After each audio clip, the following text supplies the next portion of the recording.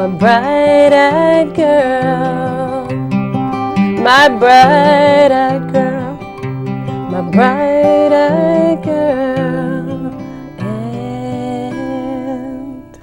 me. So there you go. There it is. Oof. Yeah. It's a little hard to just talk right after one of those songs, Anna. Yeah, yeah. Well, it was very beautiful and very, when you say deep, it's so obvious what happens for you is that you're willing to take your, do you call them commissionees?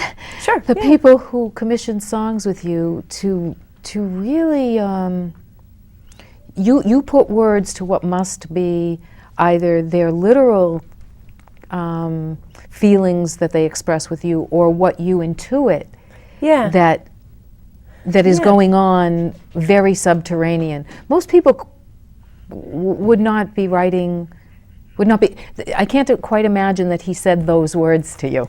Well, you know, I think what happens is we go someplace together that neither of us would have gone to if we weren't together. It's really about something that just happens. I mean, this interview process is a perfect example because there was literally this moment where I could say, oh, I'm in. But that happens with everybody, whether it's, you know, because they're poking out one thing at a time and I finally feel the connection, or if it's just, you know, any person that walks in and says, I want a song for my wedding or whatever else. There's this moment where we are suddenly both able to go someplace together that neither of us would get to alone. So you're right, there's a certain amount of intuiting, but it's also just the journey every time is so unexpected and so different. And I'll give you a unique example on this one.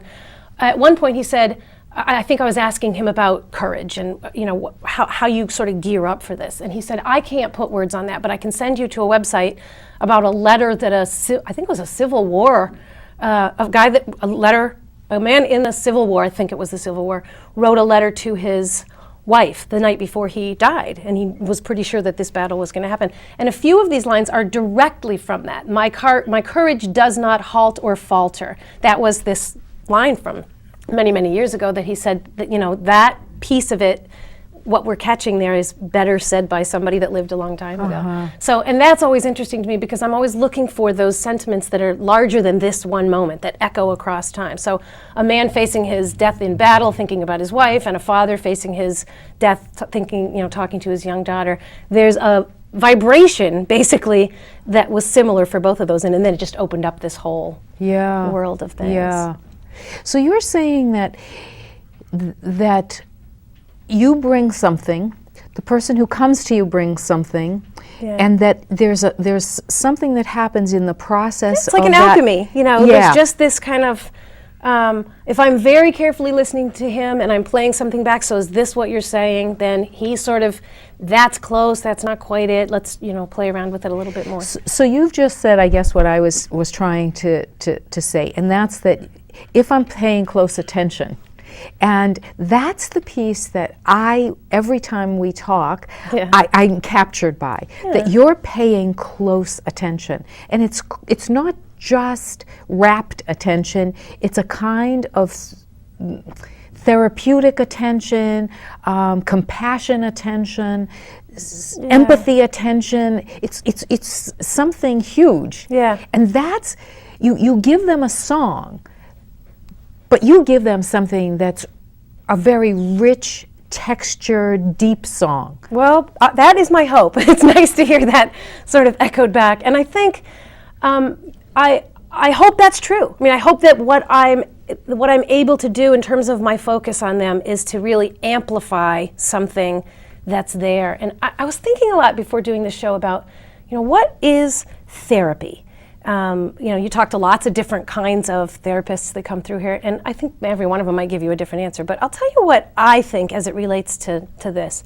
I think it's really about sitting across from someone and recognizing that there's a place inside of them, or there are parts inside of them that need a voice and do not know how to come forward. That have been hurt or are scared or in some way are pulling back, that most of us, most of the time, we kind of come forward and present ourselves, but that to sit across from someone and to believe that there are places inside of them that are pulling back, but they're real and they're valid and they need a voice. I sit there across from somebody, or in this case, across the airwaves, believing that there's a place inside of this father that desperately needs a voice and that I know it's there and I want to help it come forward. Because I believe that when those places inside of us get a voice, when they get legitimized, healing can begin. Mm-hmm. And so in this case, it was a simple, in a way, the simple voice needed to say, I'm dying and I will not stop loving you, and this is frightening, but I can do this and you can too. So on one level, maybe he could have said that, but he didn't, and then he lost his voice, and then I sat across from him and I thought, what are the wavelengths of what this communication is, and can I get them into a sound that will move her, that will mean something to her? And she was moved, and it did mean something to her, and that sort of brings me to the second song in a way, if it's okay to move into that one. It is okay. I guess I have one quick thing to say, which is that a song is also forever. So it doesn't just move her today. It really memorializes the efforts that her father went through to do this. And she gets to play that song again, sometimes in an interaction. If he had said to her, I love you, my love is timeless, I'm dying, but I want you to somehow hold that, it's much more difficult for her to hold that conversation than it is to be able to put that CD in again. And so I mean, it's a gift of another kind. It is, because it does.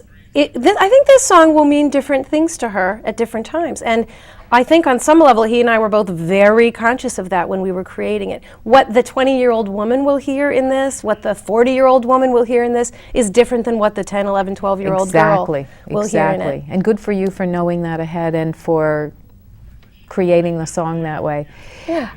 You told me when we were getting ready for the show that the song that you just played, Bright Eyes, in some ways is maybe one of your most well-known, because it's been performed in front of the largest group of ALS patients and their families that has ever been collected. Yes. So there's that sort of Anna Huckabee Tull famous song, and then the song that you're going to play for us right now.